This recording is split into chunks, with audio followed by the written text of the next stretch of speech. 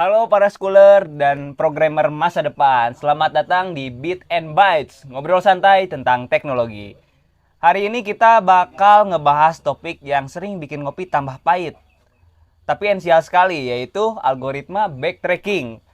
Di sebelah saya sudah ada seorang mahasiswa dan ini juga rekan saya. Perkenalkan Hamzah Al-Faizal.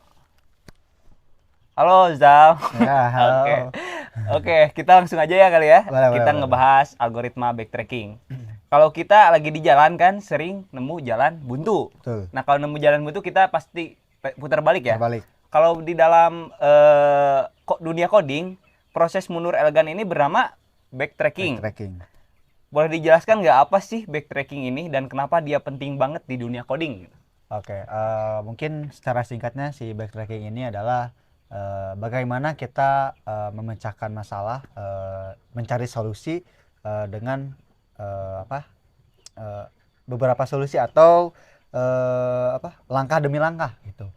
Tadi yang disebutkan betul sekali.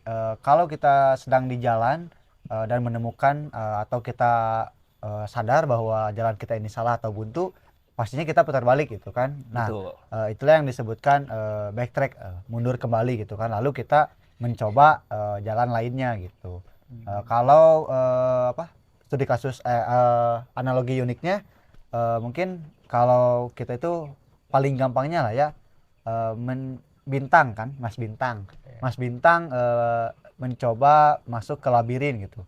Nah, Mas Bintang itu ketika masuk ke labirin dan berjalan, lalu mentok gitu, menemukan jalan buntu. Ya, betul. Mas Bintang nggak mungkin balik lagi ke pintu masuk, atau tidak perlu kembali lagi ke pintu masuk. Mas Bintang perlu mencari jalan lain ya. Betul, hanya mencari jalan lain atau persimpangan yang sebelumnya dilewati namun tidak dicoba. Nah, Mas Bintang bisa mencobanya ke persimpangan jalan yang belum dicoba itu. Seperti itu. Wah, benar-benar. Jadi kita itu nggak harus stuck di situ atau kembali ke jalan pertama kita masuk gitu. Betul. Jadi kita harus mencari jalan yang belum kita lewati hingga mencapai goals atau tujuan kita. Oke, seperti itu ya. Nah, lanjut nih. Kita kan mahasiswa IT, Mas Rijal nih. Betul sekali. Kira-kira apa contoh penerapan dalam kehidupan sehari-hari? Dan ada nggak yang digunakan atau implementasi aplikasinya seperti apa? Untuk aplikasi ada ya yang sering kita gunakan, banyak dikenali juga, yaitu GPS atau Google Maps gitu kan. Google Maps menggunakan algoritma yang sama. Jadi ketika dia mencari rute terpendek dan di jalan tersebut ternyata tertutup atau buntu gitu kan. Nah, dia itu algoritma akan nge-backtrack atau mundur dari titik buntu tersebut lalu mencari rute lainnya seperti itu. Bisa kasih tahu nggak studi kasus paling keren tentang algoritma backtracking? Biar audiens kita pada lebih paham gitu. Studi kasusnya yang saya ketahui atau yang mungkin sering dalami juga ya, studi kasusnya yang paling keren itu adalah menyelesaikan Sudoku atau apa? Sudoku ya, yang ada di ini kan. Kalau di zaman-zaman dulu itu game yang memecahkan teka-teki angka bukan? Angka, betul. Oh iya. Yang dalam kolom kotak-kotak Iya, gitu. kotak-kotak, Nah, itu betul. Sudoku.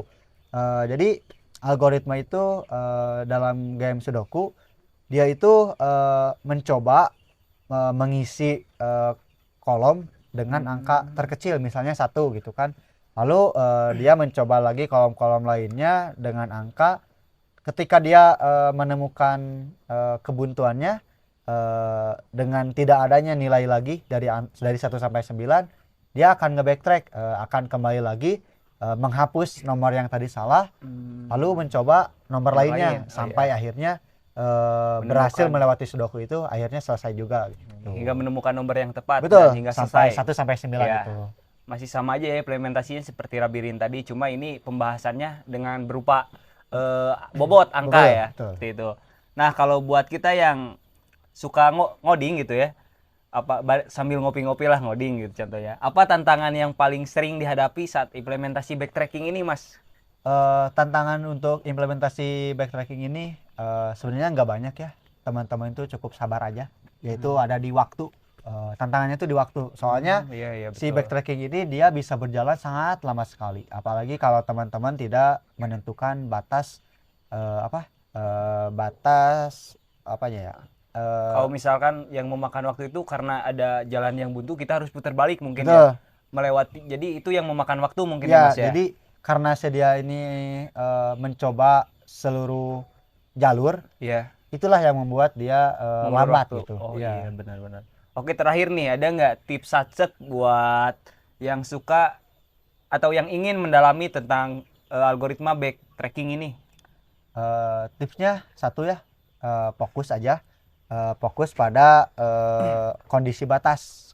Yang tadi bilang kalau kalian tidak menentukan batas di awal, misalkan ya batas kapan solusi ditemukan, kapan harus backtrack, itu akan membuat pekerjaan backtrack itu semakin lambat dan semakin panjang gitu.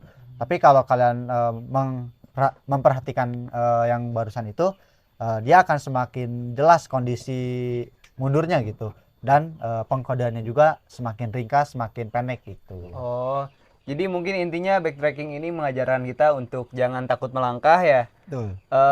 Jangan takut salah juga, asalkan kita tahu batasan dan harus tahu kapan backtracking ini harus digunakan. Ya, betul sekali. Pokoknya terima kasih nih buat Bang Ijal ya, Ya, udah mau ngobrol bareng. Pokoknya jangan lupa buat kalian subscribe, komen, dan like. Dan jangan lupa juga support terus channel ini untuk program podcast Beat Bytes ya. Ngobrol santai teknologi ini, dan nantikan episode kita selanjutnya. See you guys. Kamera rolling.